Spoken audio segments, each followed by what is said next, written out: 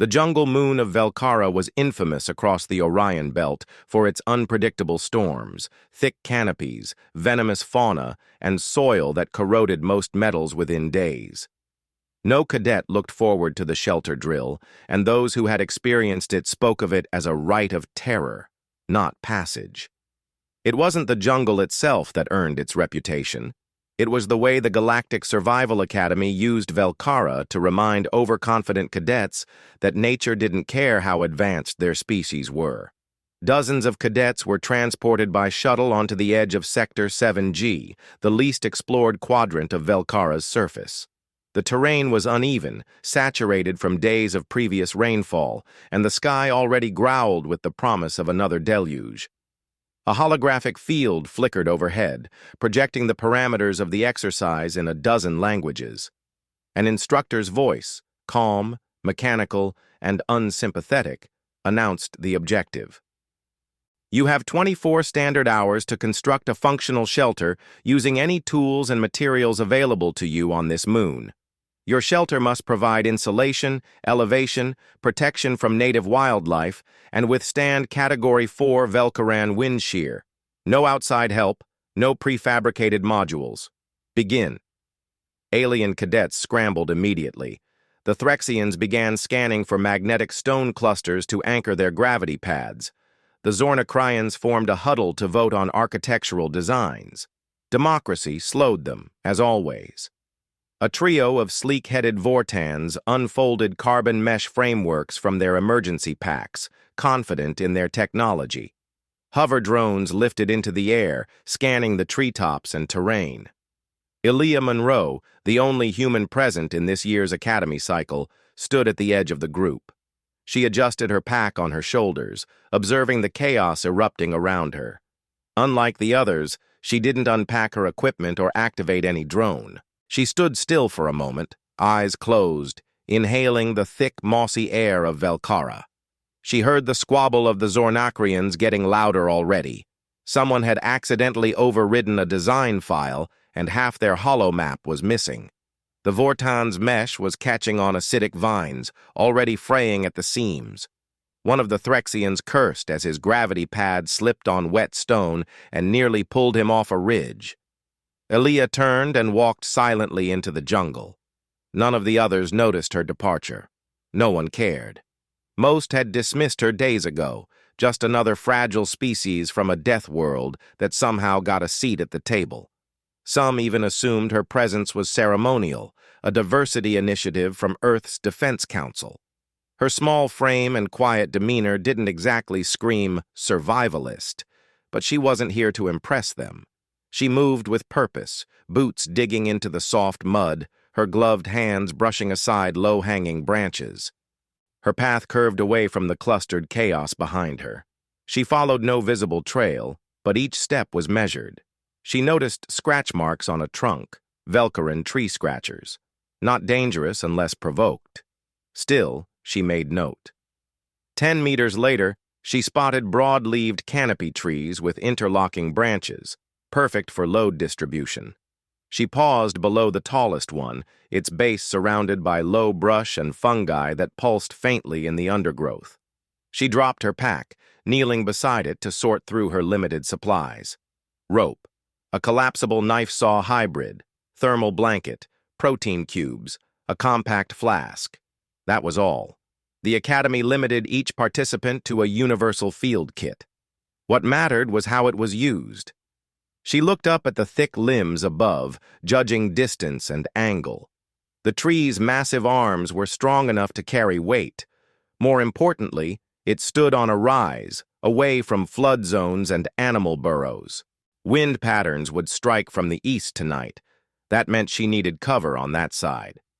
She began gathering vines, stripping off only the younger, fibrous ones with tensile strength. She tested each by pulling until her arms shook. Many snapped, some didn't.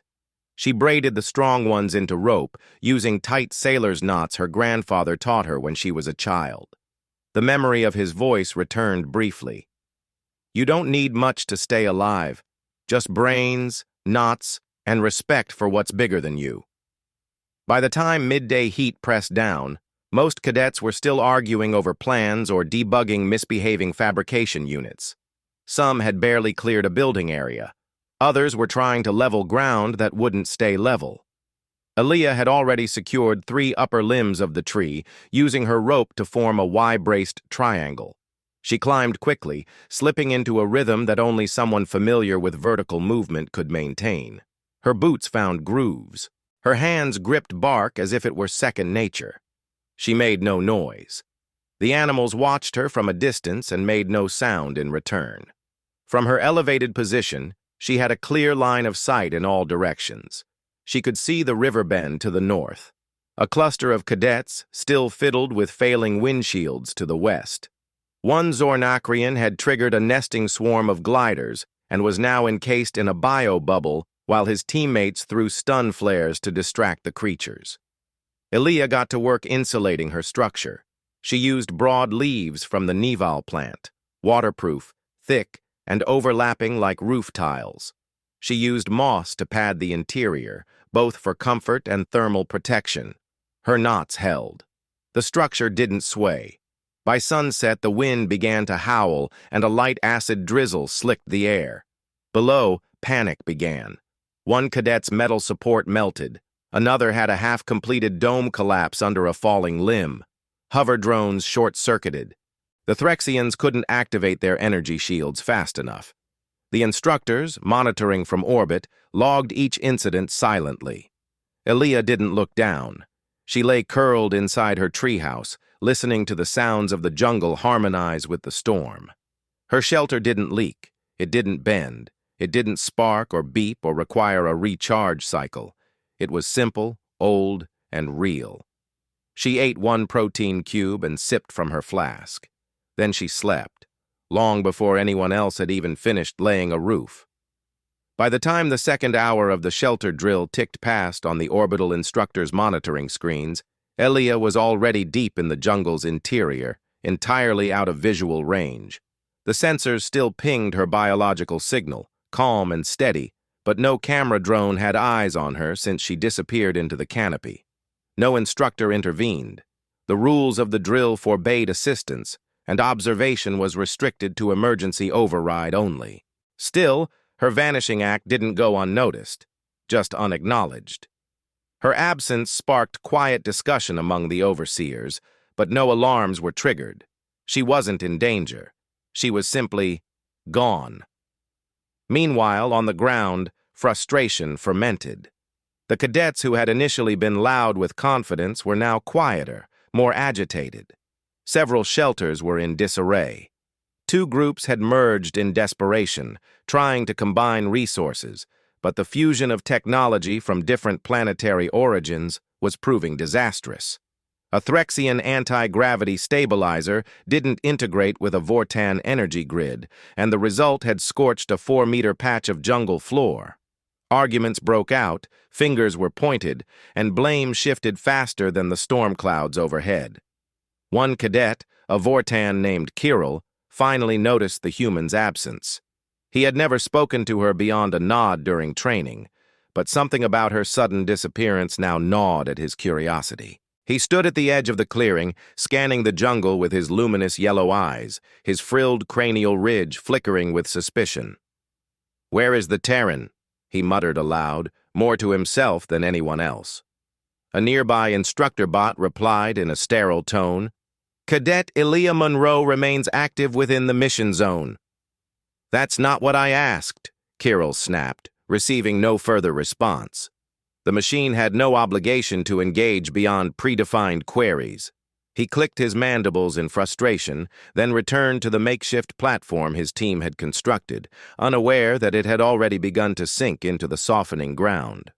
Far above him, Aiyah was tightening the final support line on the windward side of her structure. The sky darkened into a bruised violet, and thick sheets of rain had begun carving grooves into the earth below. Her shelter swayed gently, but the tension in the ropes held firm. Her fingers worked with the muscle memory of someone who had done this before, even if not in this exact environment. Her eyes scanned the treetops for signs of stress or weakness. She didn't trust perfection, but she trusted her process. She leaned back, wedging herself into the soft moss bedding she had arranged earlier. The humidity was oppressive, but inside her shelter it was tolerable. She had built airflow vents at the edges using overlapping leaf tiles. She knew better than to trap heat inside a sealed space. She breathed through her nose, slowly, her heartbeat steady. Her entire body vibrated with awareness, not adrenaline. She wasn't fighting the environment, she had already accepted it.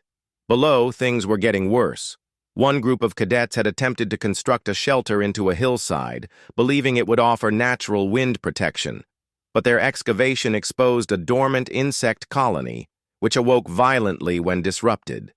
Panic spread. One cadet suffered neurosting from a cluster of silver-bodied insects that injected paralyzing enzymes.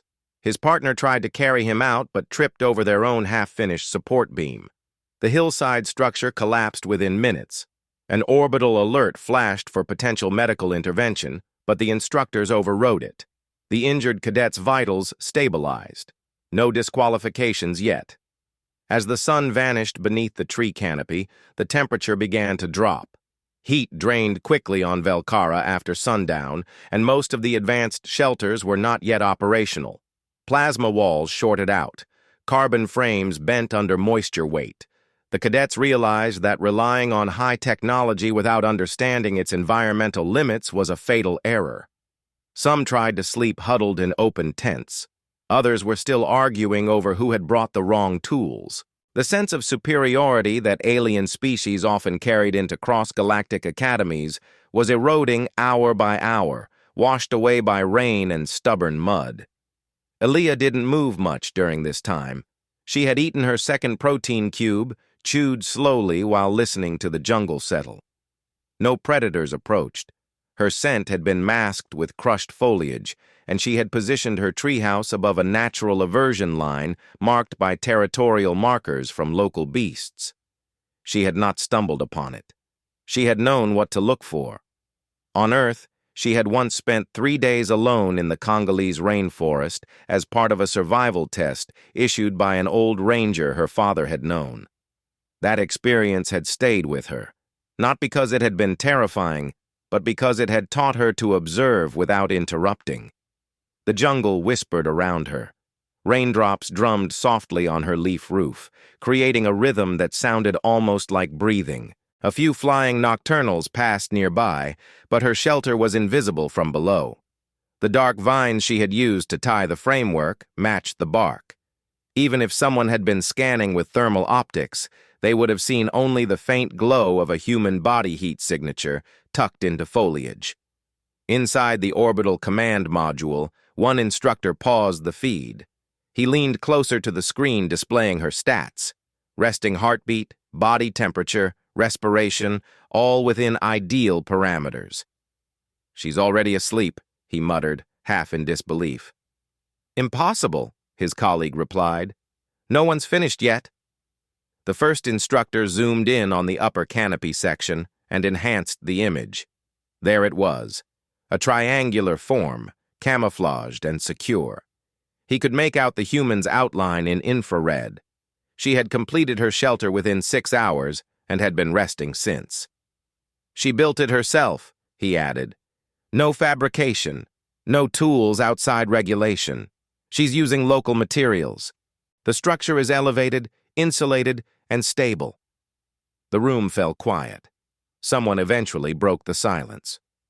"I suppose Earth really is a death world." "Not just that," the first instructor said. "She didn't try to control the environment. She became part of it. That's rare." Back on the surface, Kirill had left his group without permission. His curiosity had overtaken protocol. He scanned for the human signal, using a handheld transponder he had concealed for personal study. He followed the signal northeast, climbing over roots, ducking under wet vines, slipping more than once in the mud. He never found her shelter. Her construction blended too well into the treetops, and he wasn't trained in natural terrain tracking. But he stood beneath her tree, unknowingly, and looked up at the rustling canopy. "She's not lost," he whispered. "She's hiding." He turned back before his absence was noticed. Above, Aiyah adjusted slightly in her sleep, pulling her thermal sheet over her shoulder. Her dreams were quiet. Her body remained still. She had done everything she could for the day, and she knew that rushing would only bring mistakes. The jungle had accepted her presence. That was enough.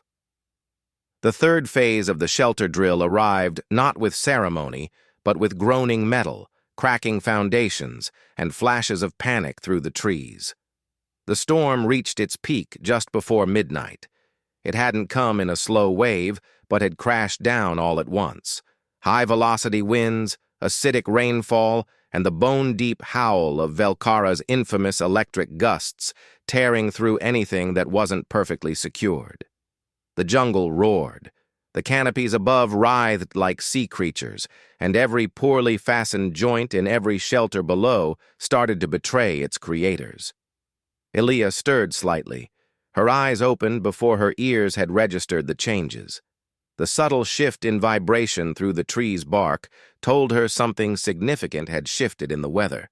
She didn't panic. She reached above her head, pressed her palm gently to the thick vine anchoring the main crossbeam. It held fast. No tension loss, no twist.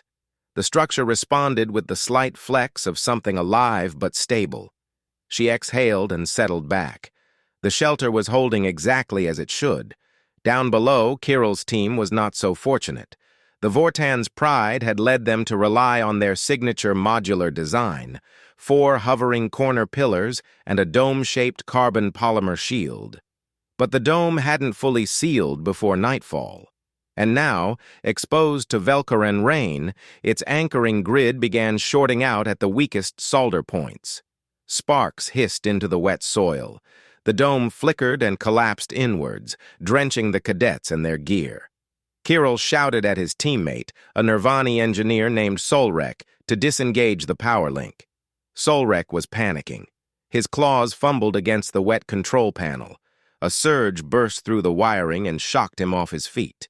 The tent collapsed entirely within seconds. The shelter failed. Instructors monitoring the situation tagged the incident. Critical compromise. Structural failure due to over-reliance on technology. No casualties. Kirill stood drenched in acidic rain, the polymer coating on his uniform already beginning to peel. His mandibles clenched tightly. This was a disgrace. Worse, he was beginning to understand that the disgrace was not the failure. It was the presumption that his team had ever been prepared. To the east, a team of Zornacrians had constructed a 2-level platform using metallic scaffoldings imported from their homeworld. The structure had been mathematically perfect, down to the micrometer. But the soil wasn't cooperating. Velcaran ground absorbed weight unevenly. Their sensors had miscalculated slope flow after the 3rd hour of rain. The scaffolding began to tilt. One by one, legs started sinking into the mud. The top platform, where the command relay unit had been placed, crashed into the bottom with a thunderous metallic shriek. One Zornacrian fell and fractured a leg. Medical bots pinged the instructor board. A temporary force field was activated around the cadet, but the shelter was lost. Aiyah, meanwhile, had repositioned herself just once during the entire storm. She shifted her weight to counterbalance the rhythmic pull of the wind on her shelter. Her feet pressed against one inner support as she pushed her shoulder against the opposite side. Her movement wasn't improvised. It was practiced, intuitive, and minimal. She understood that control wasn't dominance, it was participation. She wasn't forcing the shelter to resist the storm. She was breathing with it. A shriek below interrupted the steady sound of rain. Somewhere near the western ridge, a Korvathi cadet had triggered a localized landslide while trying to carve into a rocky outcrop. The ancient basalt crumbled under pressure, and a pile of wet earth and stone buried half of his shelter. He survived, but his shelter was declared invalid. By early dawn, barely 7 shelters remained standing. Only 2 were deemed complete, and even those were deemed structurally compromised. The rest were in varying stages of collapse or abandonment. The cadets had tried to outthink Velcara. She had reminded them who was in charge. The instructors gathered in the orbital debrief room, looking over status feeds and heat maps. One chart stood out, Aiyah's. Her vitals hadn't changed for over 4 hours. Respiration steady, temperature stable. She had remained asleep. One instructor tapped the feed, expanding the shelter's thermal signature. The shape was still pristine. No thermal leaks, no movement. The shelter was perfect. "I don't understand how she finished it so early," a junior officer said. "She didn't finish it," the lead instructor replied. "She never treated it like a project. She made it a home."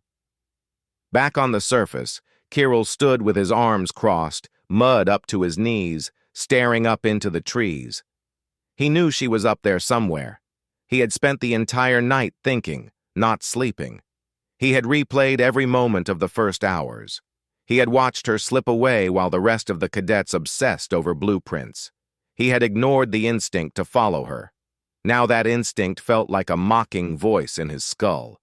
He heard movement, faint, above, a branch shifting, a rustle of leaves. He looked up again and thought he saw something unnatural, too symmetrical to be wild growth. He didn't call out. He didn't climb. He simply nodded once, as if accepting a truth too long denied. Aiyah awoke just after the rain stopped. The air was thick and hot, steam rising through the leaves. She blinked slowly, then sat up. Her joints were stiff but uninjured. She opened her pack, took one sip of water, then unwrapped a protein cube and bit into it. She didn't rush. She didn't check on the others. That wasn't her task. The test wasn't about leadership or rescue. It was about survival. Quiet, competent, humble survival. She lowered her pack from the side of the treehouse using a vine line. It landed in the brush below. She followed, descending in silence, every footstep chosen, every grip calculated. When she reached the ground, she looked around the jungle as if it were greeting her, not threatening her. She patted the bark of the tree gently before stepping into the clearing ahead. The instructors had deployed an observation drone to hover above the area. It broadcast live footage to the cadets, showcasing the aftermath of the storm: failed structures, collapsed domes, shorted-out tech, injured cadets being stabilized, and then her. The human walked alone into the open, gear slung calmly over one shoulder, uniform stained with earth but intact, boots caked in mud yet steady. Her expression was unreadable. Her stride was even. The screen froze on her frame. The entire academy went quiet. One of the instructors smiled. "Engineering is about solving problems," he said quietly.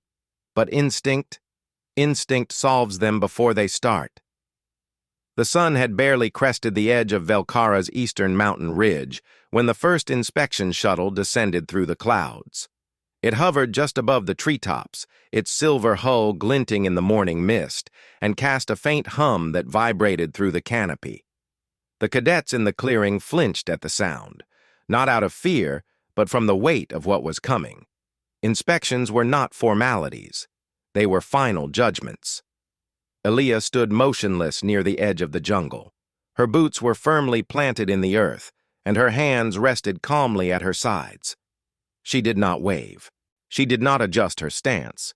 Her expression was the same as it had been when she emerged from the trees: neutral, composed, alert. The drone above zoomed in on her posture and streamed the image live into the instructor dome orbiting above. The shuttle's side hatch opened slowly, and 2 instructors descended via anti-grav platforms. One was tall and gaunt, a Zal-3N with translucent skin and eyes like polished onyx. The other was a rigid, slate-gray Modrani official with wide shoulders and a scanning module embedded into her forehead. Neither spoke upon landing. They walked with unhurried precision through the soggy remains of the cadets' attempted shelters. The inspection began. Kirill stood next to what was left of his collapsed dome, shoulders stiff, arms behind his back. He did not speak unless addressed. His 2 remaining teammates looked away, unable to meet the eyes of the instructors. The Modrani official stopped, scanned the structure with a low-pitched hum, and made a single note on her display. "Failure. Partial structure. Non-functional. Heat insulation breach. Gravity stability, 8%. Final score, 2.1 out of 10. She moved on without comment. Farther down the clearing, the Zornacrian team was still attempting to reinforce their slanted scaffolding in vain. One cadet had tied additional support vines to keep the frames upright, but the gesture came too late. The Zalthrian instructor didn't need to speak. He simply raised one finger, tapped the top beam, and watched it wobble under its own weight. Failure. Support collapse probability at 76%. Over-engineered, non-adaptive.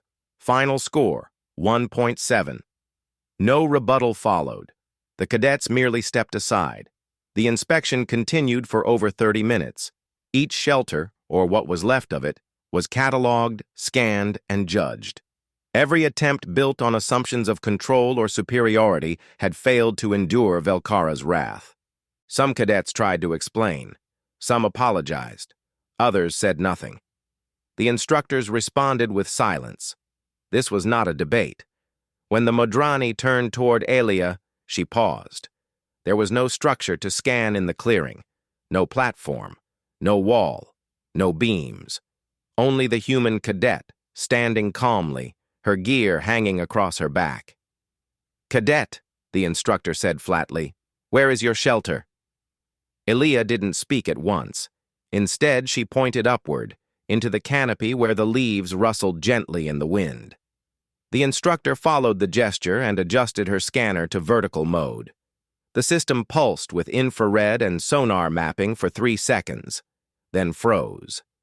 The screen projected a detailed scan of a multi-point elevated structure hidden in the treetops, complete with water-shedding angles, wind dispersal nodes made from local vegetation, and insulation coverage estimated at 93%. Rope connections, leaf roofing, bark insulation, organic integration with zero tech dependency. The instructor's eyes narrowed.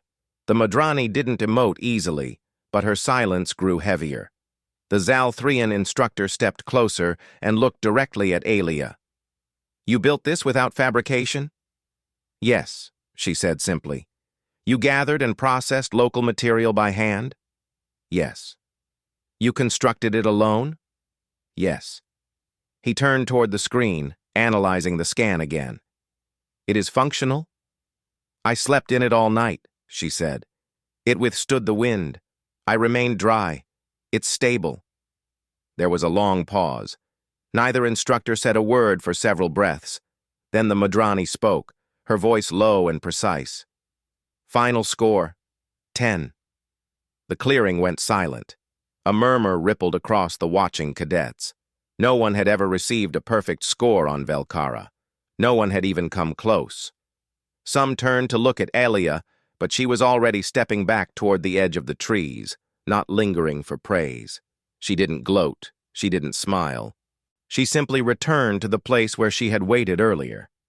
Kirill followed her with his eyes, something unreadable in his expression. It was not envy. It was closer to respect, though still wrapped in disbelief. He had known she had succeeded, but he hadn't expected this. None of them had. The instructors concluded the inspection. They didn't offer speeches or summaries. Their role was not to motivate. It was to evaluate. The shuttle lifted into the air minutes later and vanished into the clouds without ceremony. The cadets remained standing in silence for a moment longer. Eventually, someone approached Aiyah, a young Tarakian cadet whose scaled face and four-fingered hands trembled with uncertainty. He was among the few whose shelter hadn't completely failed, but it hadn't survived the storm either. He stopped a few meters from her and shifted awkwardly. "How did you know?" he asked softly. Aiyah didn't pretend not to understand. She looked up into the trees, then back at him. "I didn't," she said. "I just listened." "Listen to what?" "To everything." He blinked, confused. The trees, the wind, the ground, the insects, the heat, my breath, the rope tension, the way the bark moved when I leaned against it, the sound of the rain hitting different leaves. He was silent. Most cadets tried to build something that would fight Velcara, she added. I built something that would move with it. He nodded slowly, absorbing the words more than understanding them. Then he walked away without another word. Kirill remained near the clearing's edge, still watching. He hadn't moved since the shuttle left. After a long moment, he approached her. I saw you leave, he said quietly. I know, she answered. I should have followed. Then you wouldn't have learned what you learned. He hesitated. You didn't just win the drill. You made the rest of us look like fools. No, she said. You all made yourselves look like engineers who forgot what survival means. He exhaled, almost amused by the simplicity of her response. Are you always like this? Only when people are watching, she said with a faint trace of humor. He nodded again and turned to leave, but he paused. Thank you, he said. She didn't respond. The jungle stirred around her again, the breeze shifting in direction, the calls of nocturnal creatures quieting as the sun warmed the soil. Velcara had not been conquered, but one human had proven that survival didn't require conquering. It required listening, adapting, and knowing when not to interfere. And somewhere high in the trees above, her shelter remained.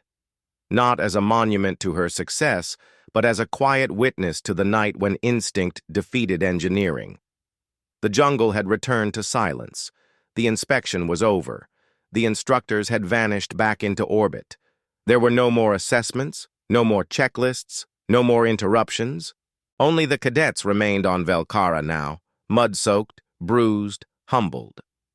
Aiyah moved through the clearing with quiet purpose.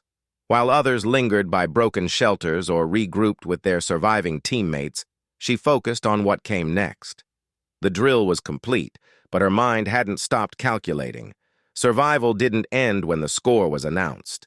She didn't trust formal endings. Real tests had none. She returned to her treehouse not because she had to, but because it was still hers. Her vine ladder remained intact, swaying slightly in the breeze. She climbed with the same quiet precision she had used the day before, her fingers wrapping around each knot like she had tied them only seconds ago. As she reached the platform, the jungle opened up around her again, this time softer, more familiar. She sat cross-legged near the center of the platform, adjusting the thermal blanket beneath her. The wind had shifted. The clouds were clearing, and for the first time since her arrival, the sky was visible, wide, pale, and dotted with rising mist. She let her shoulders relax. Kirill watched her from below. He hadn't spoken again since the inspection, but something had changed in him. It was visible in the way he moved, no longer with reactive intensity, but with deliberate thought. He stepped away from the clearing and approached the base of her tree. He looked up, squinting into the branches. Then, without speaking, he placed his palms against the trunk and began to climb. Aiyah heard him long before he reached the top. She didn't turn to look. She simply shifted to make room. When he pulled himself up onto the edge of the platform, panting lightly from the effort, she handed him a folded strip of moss to clean his palms.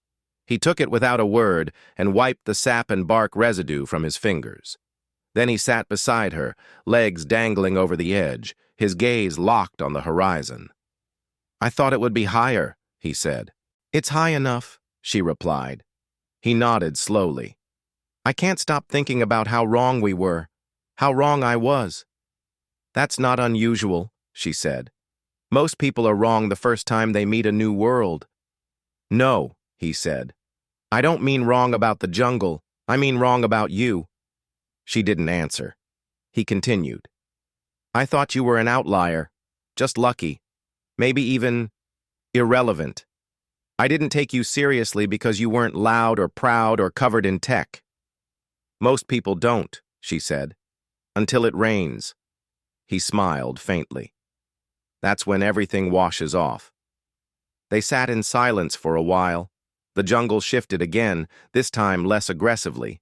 It seemed to accept their presence, no longer treating them as foreign invaders.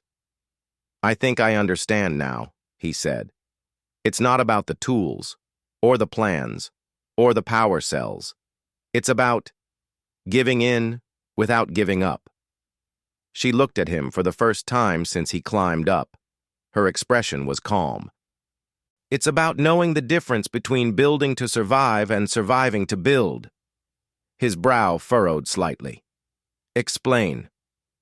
Most cadets built to prove something, she said. To show skill, to assert dominance, to impress the academy. But none of them built to rest, to breathe, to last. I wasn't trying to win. I was trying to stay alive comfortably. He looked down at the clearing. The remnants of shelters sat like broken promises. Only her treehouse stood above it all, silent, intact, and untouched. What happens now? He asked. We wait for extraction, she said. And after that? We go wherever we're sent. He exhaled. That's simple, huh? She looked back at the horizon. Nothing about this is simple, but the choice is. He turned toward her, his voice more thoughtful now. Do you think anyone else learned the same lesson? No, she said. Not yet. But they might? Maybe. If the embarrassment wears off? He chuckled softly, the first genuine sound of humor he'd made since landing on Velcara. You really are different. No, she said. I'm just older than I look. He gave her a curious glance. I mean in the ways that matter, she added.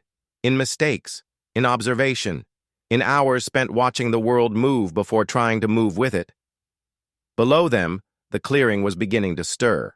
Some cadets had started rebuilding, less out of pride now, more out of instinct. Even those whose shelters had failed were starting to gather debris, cut vines, and reassess terrain elevation.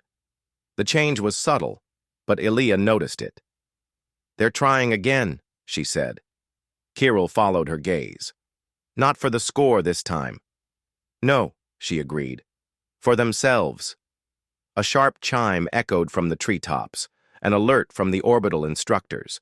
The shuttle was returning for extraction. Time on Velcara was officially over. The survival drill would end in 23 minutes. Neither Aiyah nor Kirill moved. He broke the silence. Do you think they'll ask you to teach next cycle? She shook her head. They don't promote people like me. Why not? Because I don't tell people what to do. I just do it. He stood slowly, brushing bark off his uniform. Maybe that's exactly why they should. She remained seated, watching the jungle breathe. When the shuttle descended again, the cadets lined up in a loose formation. This time, there were no ranks, no posture, just acknowledgement of a shared experience that none of them would ever forget. Aiyah was the last to arrive at the pickup point. She didn't speak as she stepped aboard. She didn't meet anyone's eyes. But something had shifted in every person present. They gave her space, not out of fear, but respect. She hadn't conquered Velcara. She hadn't tried to. And that made all the difference. As the shuttle lifted from the jungle floor and pulled upward through the parting clouds, she looked back once, just once, at the canopy where her shelter remained. It would decay slowly, consumed by moss and insects and time. But it had done its job. It had endured, like she had. And in that, the lesson was complete.